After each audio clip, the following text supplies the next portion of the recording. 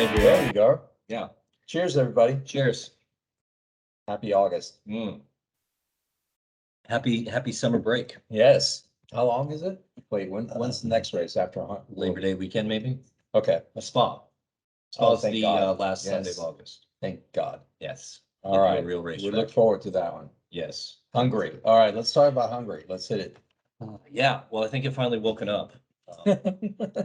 Man, after two great Grand Prix, and then we get this. Yeah, yeah. You know, it was sporadically entertaining. Yes. I was, we talked about it last race, I think. Ferrari finds a way to lose a race once again. I was super happy Russell. I mean, that lap he put together in qualifying was just amazing. You know, it goes to show you if you put together a lap, whoa, here. We have Beers rolling down the desk here. So if you put together a lap, you know, it goes back to when I was racing the same thing. My focus was putting together perfect corners, right? It wasn't that I was trying to be the fastest. I was literally just focused on getting every corner absolutely right. And in the end, it produced a lap that was better than anything else. And to the point where if my car wasn't good in one corner, I could make it up in other corners. But to string that lap together and make it perfect like he did is not easy to do. It's really, really hard. Usually your car is so good that it allows you to mess up other corners. But he had to be inch perfect on every single corner on that track, which is highly technical track to begin with, right? Right. And they don't have, I don't think that car has the straight line speed. No, we saw that in the race. Right. No, and so he was supremely technical and really showed what he can do in that car. I was hoping Ferrari would run away with it. And, Sainz was a little disappointing, honestly. I don't think he had the speed himself. Right. You know, Leclerc was incredible until the tire change. Yeah, I'm sensing a theme here with this. We should call this the Ferrari disaster strategy cast or something. Italians. I don't understand what is happening there. They need to get a British or German guy in there for strategy and to say, no, we're not doing that. No, no, we're not doing that. Are you an idiot? What are you thinking? Nobody else is trying that. Everybody that has tried has miserably failed, came back in the pits and changed back to medium tires. Right? Yeah. So anyway, what else? Well, it's interesting. So Verstappen, I must say that was an impressive drive. That was very impressive from 10th place. Now, granted, that track, passing isn't easy on that track, first of all. But in terms of it's a very pretty small track. So you can make up places more easily than on a long track where you get behind distance-wise, you get too far behind. Gotcha. So on this track, you can actually make up time. In the past, the problem was the cars wouldn't let you pass. The cars themselves were creating so much of a disturbance, you couldn't get close to people. We've solved that issue, so now it becomes a track that can actually produce entertainment. Right. Then we get to racing, right? Yeah. Okay. So yeah, great. Brilliant strategy for stopping strategy. Not he didn't do it, but the team did. Right. But he did his part. He did spin. He did spin. So you heard something? What did you hear? I heard, and it may have been tongue in cheek, but he said he was having trouble getting heat in the tire, and he said, "Well, that's why I did the spin." I'm pretty sure that's against the rules. Yeah, no, and he would never have done that. No. Interesting strategy. Yes. Although I did watch it back when I heard that thought, and I watched it. You could convince somebody that it was intentional. Yeah, but he was so close to other people. No. But that he spun at all was very odd. Yes, definitely odd spin. Not sure what. And how about that? I mean, give F1 credit where the rule change where they can start on tire of their choice. It does not have to be what they used in Q2. I think that's a big change that helps a lot. Yeah, and he started. What he started on soft, right? And then went soft, medium. Right. Russell did the same. Yeah, right. So yeah, great drive from him. Double podium for Mercedes. Again, Hamilton weasels his way back in there. And that's the driver he is. And still is. Yeah. Right. Everybody's like, oh, he's lost it. No, he hasn't lost it. He's Well, so much for my theory that you know, they had slowed down Russell. right. To speed up Hamilton. Yes, they gave Russell a little No, down tune. I don't think so. No, No. I take that back. It's equal cars. Right, and there's no orders there. No, you know, I was surprised that Russell wasn't faster, Mhm. you know, but he did I think he let Hamilton by, didn't he? Gosh, I don't remember. I mean, they were fighting kind of sort of, but They were. I think they were, you know, which brings up, you know, both Ferraris, just when I was watching the race, I thought, are they slowing one down for the other? Like Sainz twice in his pit stops there was a hesitation there Yes. on the team releasing him, and I thought, are they doing team orders in a roundabout way where they're just, you know, holding him a little bit longer so Leclerc can pass Right. him on, you know, and but I don't know if that's really true, but I'm not sure how I got off on that. I don't know. But anyway. We were talking about teammates' cars, I think. Teammates, yeah. Yeah. And Sergio Perez, P5. Needs to Yeah. step it up. Yeah, he does. He's not close enough to Verstappen. I mean, No, his he's his not. qualifying sucked. And we talked about that last week or Mhm, 2 weeks ago when, in my opinion, and seemingly yours, is he not the perfect Red Bull driver He where should be. he just He has experience, he has speed, and I don't know Mhm. what he's just not comfortable in the car for some reason. I don't know what. and it's interesting, but you know, Max is the king of Red Bull and nobody's gonna Yeah, nobody that's the way they want it, I think. yeah, they do. They do. Lando Norris, P7. Was hoping for more. Yeah. You know, he looked good for a long He time looked there, great. you know. The And beginning of the race, he was right up there. He was, and he started strong. And I thought if he can start strong and hang in Yeah, there for the yeah. in the first stint at least, I or didn't close to it, and he did. And I then wonder, did the strategy, did they have I thought there's something that happened with him during the race that put him back further back. I think he had a slow stop, didn't he? Yeah, yeah. I think that's what happened. Yeah. Yeah, that's unfortunate. And Ricardo, speaking of teammates, nowhere. I mean, I thought in his qualifying he did pretty well, and then in the race he just like disappeared. Let me scroll down. Where was he? P15. P15. Oh my God. Like twice as far back. You know, it's like that's crazy. Yeah, and how I mean we're a year and a half into this relationship and it's getting worse. It's getting worse. Yes. I don't think he's gonna be there longer. No. I don't know. And why would he want to be? I mean, Yeah, but what are his options? Does well, he have options? Does anybody know? Does he have options? I can't imagine he write them does. in if you know of them. Maybe he goes back to Alpine. Oh, you want to touch on We Alpine? should touch on some Alpine. Jesus. Fernando making waves here.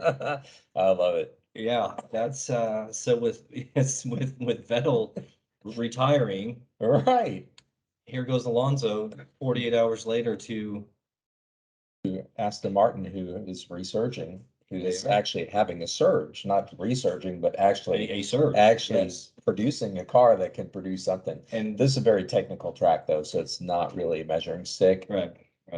I mean, the car makes a big difference on this track. Sure. So Sure. And we'll see. And Yeah. it's a very unusual track in the corners that Mhm. are there. So it doesn't translate well to other tracks. Right. I've seen cars over the years that have won at this race and the entire year were nowhere except for this racetrack. So like it's when that Ocon kind of, won last year. yeah, it's kind of a weird track that Mhm. doesn't really tell you that much. You know, so And you would anyway. think with all those corners, there'd be more contact. Yeah, None. no. Yeah. Let's just finish the order. Yeah, let's go down the order. Alonso and Ocon, 8th and 9th. Yep. And they had a good scrap going. Yeah, I they like did. that. They did. They did. And Ocon, I think, is a bit underrated in his Oh yeah. toughness and his racecraft. Yeah. I mean, he's a race winner that Yeah. continually for a midfield team, He's producing. he's I mean, producing he's up against the what, three-time? 3 times. Three-time world champion. Yeah. And he's holding his own. That says a lot, you know, Yeah. even though Alonso's old, but he's still fast. Ripe old age, 38, right? That's old. Something like that. And then we have Vettel and Stroll. Yep. Good job. Yep. Good job. Gasman, P12. Yeah, sucks. Terrible. That's terrible. And that P12 is deceiving. He was lingering around in 17th, 16th. What a disappointing season. I mean, I would say most disappointing driver of the year so far. Yeah, and team, very disappointing in the Agreed. team. Agreed. And I mean, who knows if Tsunoda will be in that car next year? I don't know. Allegedly, Pierre will be, but Never know. we shall see. Guan Yu Zhou, P13. Better than Bottas. Yeah, Bottas DNF, right? Yeah, be it Bottas Yeah. DNF. Yeah.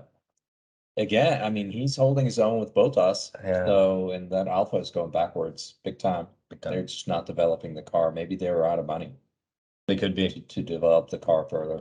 The Swiss could be struggling there. Well, and now Audi and Porsche trying to buy it. Yeah, and all that's so who knows so what's going on mysterious. there. I mean, I read the other day that Porsche has allegedly bought 50% of Red Bull Racing. I don't know if it's all of their teams or just the F1 team.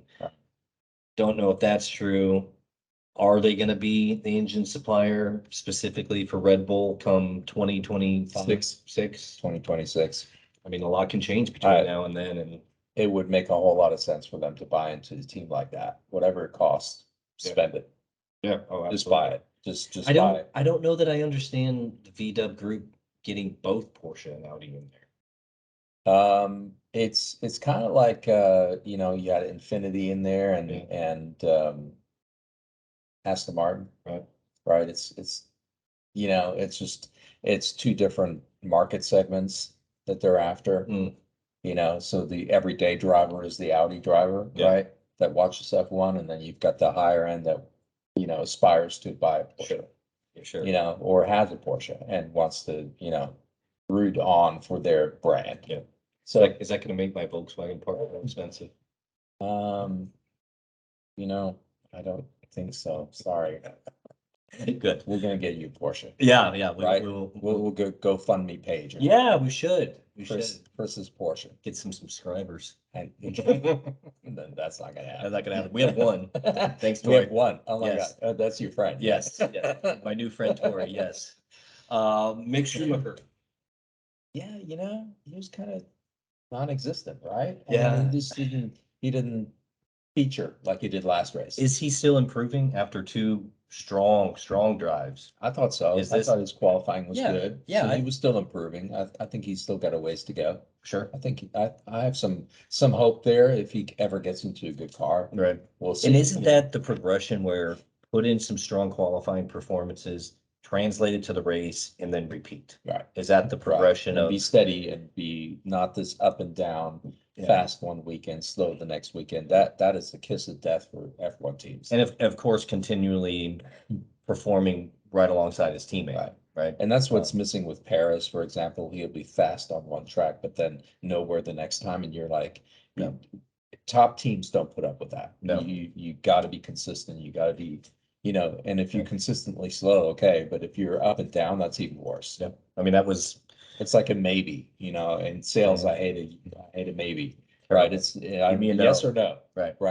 So either you're fast or you're not, but don't give me this maybe stuff where you lure me back in with a great performance and then you're nowhere the next race. Right. And that was Moss's downfall at Ferrari. Yeah, absolutely. I mean, Alonso was continually beating him and it seemed like he was crashing every week. Yeah. Terrible. A lot of drivers like that. Yeah. And then we talked about Ricardo and P15. I laughed not because I'm laughing at him. Poor It's guy. just comical. It's just in a way.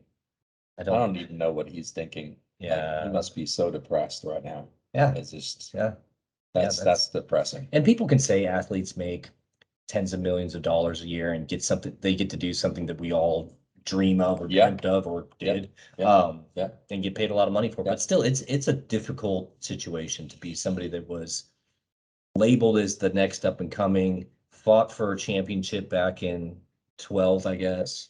Had some bad luck with Monaco pit stops and the like. Now it's got to be difficult. He's been there too long. Yeah. I mean, he didn't make the cut, so to speak, of being able. If he ever wins a championship, that should be his last season, right? For sure. I mean, they will always say, well, he could have had two. It's like Jenson Button. Oh yeah. man, when he came on, I was still racing at the time when he was, and he was like the next big thing. Yeah. And Sure. then was nowhere for the longest time. And then he won that championship just because pure luck. Yep. And he said, that's it. That's it. I'm out. Yeah. And You then know, and that can happen. yeah, yeah, no, and he was last year at McLaren, Yeah. I mean, not was not Nowhere. a championship. Mm-mm. Yeah. No. Albon, Yeah. P17, Latifi P18. I didn't really pay attention to Albon or Latifi. No, because they were not shown Just not. No. at all. No. Um, And it's another talent that just, that's kind of wasted there. yeah, But he has no options. no No options. money, and he doesn't have money. Ocon doesn't have money either, but he's been there long enough now where he has. Yeah, stuff. he can lean on his performance, right? Yeah. I did see on the way over here, Albon re-upped on a multi-year deal With Williams, because he has no options. Right. And to be out of F1 means you're pretty much out. Yeah, I think Unless you're in Alonso or somebody like that, then you can get Yes. back in. Kimi But as a Räikkönen. young driver like that, once you leave, you're gone. You Yeah. have a very,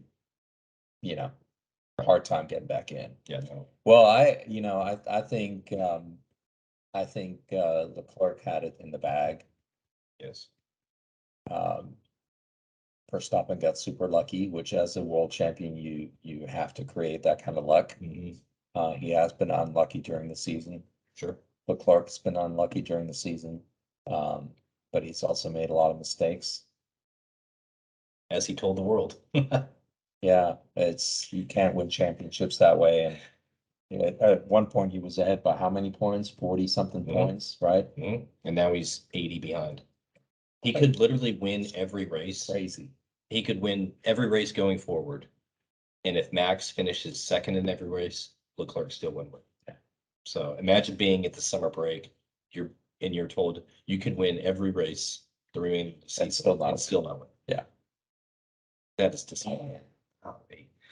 How can that be? I'd just be like, can we just like do something about Max? Like get signs up there, get something, Yeah, or go, it seems like Ferrari is always reacting to what Red Bull is doing. And right. they're guessing on somebody else's strategy that they have no way of knowing. And Max did a great job undercutting both of them, both Ferraris. That's how he got up there. Right. He and Ferrari didn't do themselves any favors, obviously, but on top of that, other people are doing a better strategy. And you're sitting here going like, why didn't you do that? So I don't no, I think there's a lot of just reacting. They're not driving their race. They're reacting to other people's races. They don't even know what the contingency plan is. And you hear on the radio, oh, plan B. And Charles will say, what's that? I mean, what are we doing here? They're Italian, you should know. It's like Italiano. It's not necessary to have a plan. You just fly by the seat of your pants. You get in the car and you race. Yeah, go fast, faster. And it looks nice. It looks nice while it's going. Looks beautiful. Of course they're beautiful. They're Ferrari. They're Ferrari. How could they not be? Yes. Although there's some nice cars out there. Yeah. Oh, no doubt. I like it. Yeah. It wasn't for the halo. I know it saves lives. Don't get me wrong. Sure. But I just don't like the look. I'm still an old school, open, be out in the open. When you were racing, how were your shoulders out of the car too? No, just your head. No, just my head. Okay, gotcha. Yeah, sit in a bathtub all the way down. That's how you drive. Feet up. Put your feet up at the end of the bathtub, and your head all the way down where your shoulders are below the top of the bathtub. That's how you sit in a race car. Wow. Yeah. Low center of gravity. The lower your ass, the better. Gotcha. Get your seat fit, right? As my lower back is hurting today, it reminds me of how often it's been compressed and hit the road. Yes. Did you ever have porpoising problems? No, I have never seen that. No, I've never seen that. Not that I can recall. Yeah. We had just bumpy tracks. Very bumpy tracks. Bumpy, yes. Yes. Well, speaking of, so I have I think it's a 2015 Mercedes team kit shirt. I like it. And the reason I wore it is I think at the start of that season, Lewis had maybe 3 championships, something like that. Right. And I was thinking today how fast things can change. So fast forward 6, 7 seasons, and here we are, and Vettel's retiring. Right. And I'm trying to think about all these people in the midfield that are, they don't have a certain future. Like we talked about Pierre, Esteban, all these guys that are talented. Yeah. And they might be out of Formula One in a year or two. Yep. And that's how quickly the sport can change. And it's really, I was thinking about Alonso signing a multi-year deal with an up-and-coming team that seemingly is willing to put the resources into winning a championship. Yeah. Now, and I just think that's a real credit to them that they can perform at that level for that long. And for people like me that have never raced a car, I don't know that we really appreciate their longevity. Yeah. And it's in American sports, you see a quarterback that plays for 12 years, and it's almost.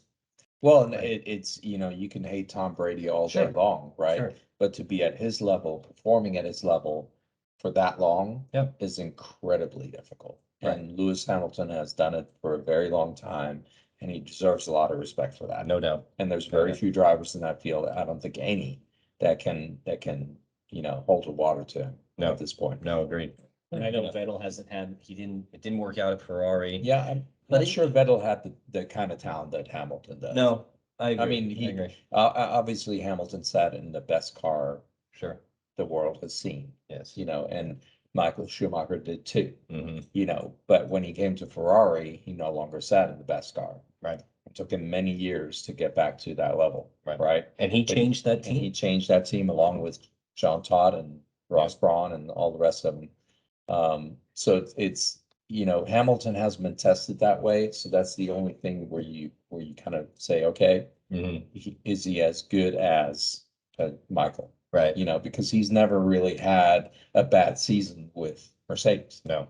And this year, say he finishes third in the drivers' championship, that people would say that's a great season. Not for them. Not for them. But it also, like I said last time, it's a driver also has to help develop the car. So it speaks volumes that Hamilton has been that successful with the team for that long. That means he can actually develop a car. Right. He can actually help get the car to where it needs to be, which a lot of these drivers don't do or can't do. They don't have the knowledge. I don't think a Vettel has that kind of ability. And I think Alonso does. Who else do we have that's world champion in the field? Hamilton, Vettel, Alonso, Max. No idea about Max. Yeah. He came into a team that was already quick. Right. And he just sat in a car that's fast and let's go. Yeah. And he has Adrian Newey, so that's huge, Right. I mean, one of the all-time greatest right there. Yeah. That's interesting. I think I want the casual fan to appreciate these guys. That I agree with you. And you can hate Lewis all you want or Mercedes all you want, but to be at that level for that long requires a lot. Well, remember 2013, his first year there. Yeah. I mean, I don't remember what they finished, but they were not. No, they were not competitive. They were just coming off the Schumacher years, right? Yeah, right. It was Schumacher and Nico. Yeah. Which is surprising because Schumacher can develop a car. I don't know what happened there, so I have no idea. I'm sure he put some good input into it. Yeah, probably so. And maybe Hamilton, reap the benefits of it down the road. But I mean, never ending. Is that a lost skill or just a rare skill? I don't know. I don't know if it's a lost skill. I think it's a rare skill for sure. Yeah. I think that's what up and coming drivers need to really work on. Yeah. Not go fast. Go fast is just part of the equation. Sure. You have to be able to understand the car, how it reacts to what changes, how it reacts to each change that you make. Because then you can predict the result, right? And an engineer can't do that for you because they're not driving. Right. No. So the driver has to be the one that says, hey, if we change the bump or the rebound on the shocks, if we change the front wing by, you know, 1 turn and the rear wing by 2 turns, here's what's gonna happen. Right. Right? And that ability is not, you know, I don't think drivers spend enough time on learning that. Is there too much literally in the driver's hands on the wheel where they can adjust brake balance? Yeah, I mean, in my day, you manually adjust the brake balance. So Okay. you had all these abilities to, they do have exponentially more being electronic adjustments here and there. Yeah, so there's a lot to do as a driver and a lot to, but you know, spending the time, like I remember having a conversation with Michael Schumacher in go-karts, you know, where he explained to me how many years he spent every day at the go-kart track, making changes to the go-kart. And, you know, go-kart adjustments are limited, but he would spend days on each adjustment trying to learn how it affected the cart, how it affected handling, and and he said that was my foundation for learning, and I continued doing that as I progressed from level to level. Sure. And tried to learn that, and said to the team, I want time on track so I can understand how the shock absorbers change the handling of the car. And once he drove cars with wings, then he added how the wings change the handling of the car. And so he was a constant, you know, and until that point, I had never even thought of that. Right. Gotcha. But he spent years doing that, and I think that's what made him one of the greatest drivers. And I think Lewis Hamilton has done the same thing. Sure. I think he basically copied him. Yeah. On that. Well, and combine that with, you know, those drivers at that age grew up watching Ayrton Senna, Right. who was also fanatical, and maniacal about, right. You know, I can feel it if you tighten this, a quarter turn. Yeah. I mean, that's And then Niki Lauda had that kind of, very that much kind so. of sense, you Yes. know. But I think a lot of drivers are too lazy to do it because it requires a lot of hours, a lot of work. you Yeah. know. So Yeah, I think it's a they just want to generation go fast. Right. You know? They want to go fast and I get that. they expect the car to be Right. That's the engineering job. You know, no, not my job. no, Yeah. it is. But anyway, Yeah, interesting. Well, we're off to Spa next. yes. Give us a little insight into Spa. What makes it people's favorite track other than you know, the classic Rouge. Oh, Rouge. Oh, Rouge, sorry. Oh, Rouge. Don't speak. No. Is that what it is? No, it's French. French, okay. It's Yeah. French. No. You speak Italian. Yeah. Hey. Hey, you know, similar-ish. Pomodoro. That's right. Yes. Well, Spa is Spa, just historic. Mhm. Okay, first of all, been around forever, since probably 50s, 60s. Anyway, the track itself, just the scenery of it, the you know, geography of it. And then the challenge of speed. It's high speed corners, lots of fun to drive, lots of fun to watch. Yeah. Overtaking, you know, can be done on several parts of the track. I don't think that it's technical in a way where the drivers they have to be good at high speed. Sure. Right. Sure. And so it's just that, you know, it's an iconic track. Right. And there's been some classic races there. I mean, unfortunately, last year we got wiped out with the rain. But any memories that are unique from Spa? Just you know, the first time you see Eau Rouge, you're like, holy shit.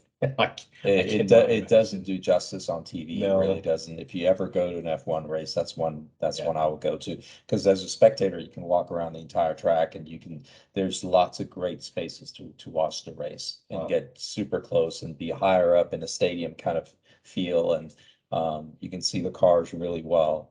So it's a great, but bring your patience getting into the track. You better get early in the morning. The traffic jam's tremendous because European tracks all have like one road in, one road out. So it's really hard to get in there. But once you're in there, Eau Rouge just worth the price of admission. Right. Seeing an F1 car go through Eau Rouge, it's just Well, yeah, beyond physics. it stood the test of time too. Yeah. Right? I It's mean, beyond physics. The first time I saw it was with Eric Senna going through there. It was literally the first car I saw through there, and it was out of this world. with what team? Was he a Lotus or McLaren or? It was Lotus. Okay. Jean Player Special. Yes, one of my, probably Yeah. my favorite livery. Holy shit. I mean, I was actually at the practice had started, and we just got there, my dad and I, and we sat in the grandstands on the downhill part of the straightaway, and he came by, and the whole thing, I thought the whole grandstand was gonna come apart. And it was just, the whole thing was shaking and and then you watch him go through there and not lift, and just you're like, surely he's gonna go off. He's gonna, and I'd seen it on TV, but once I saw it there, I was like, holy cow. That takes some kahunas to go through there. Yeah. It really does. Right. It's Full out. It's what I call sphincter moment. You know, until you figure it out, Yeah. you really pucker up every time. You know, Yeah. until you really figure it out and stay calm enough to do it. And then I imagine on race day, it's completely different. Oh yeah. I mean, So many cars around with turbulence and all that, it's even worse. yeah. So, but it's a challenge. It's such a challenge. Yeah. So what driver do you think in their current form is set up for victory? I think I'm not sure if Verstappen and Co have the straight line speed. No. Yeah, could be interesting. Yeah, Gosh, I want to see Lando Norris get. yeah. But if you listen to Lando, they're slow in the corners, they're slow in the straight, they're slow on pit stops. Yeah. He's a brutally honest guy that Yikes. somehow gets a lot out of that. Ferrari's obviously gonna have the straight line speed. Mercedes maybe right there. Could be They a really stepped up. could be a Like, you asked last time, is this gonna help them motivate them, right? sure, right. And I think it has. I think Absolutely. it's lit a fire under them. That last That- race, you yeah. can see it. In that garage, there's some belief. Yep. There's Yep. some belief. They can turn this around, you Right. know? Right. They're leaving circuits on Sunday night with positivity and not, wow, we've fallen far. They're ready. Yep. So that should be interesting. And what's after that? Let us see. Upcoming Belgium. Netherlands? Yes. That's September 2nd through Zandvoort. 4th. And then my personal favorite, Monza. Of course. The All right. people of speed. We're gonna have to go there. We need to go to Monza. We're gonna. I missed out in I've 2020. never been to Monza. You've never been to no, Monza? I so want to go there. No kidding. Yeah. Okay. Do a trip. Have you been to Imola? Nope. No? I've been to Imola. Been to Zandvoort. Okay. That's Yep. a cool track. Yep. Very cool track. Sure. You've been to Nürburgring. Yeah, absolutely. You drove that in a Porsche a couple years ago. Yep. Yep. The old Nürburgring and the new one. Right. But I raced mostly on the new one. Wow. Grand Prix track. Yeah. And then we're back to Japan finally. Yeah. Singapore, Japan, and then US, Mexico. Mexico. Nice. Brazil and Abu Dhabi. That's it. That's That's it. all, folks. Yes. They'll need. It's actually a very long season this year. We'll see. Good deal, man. We'll see you in Spa Yes. after the holiday. See you guys later.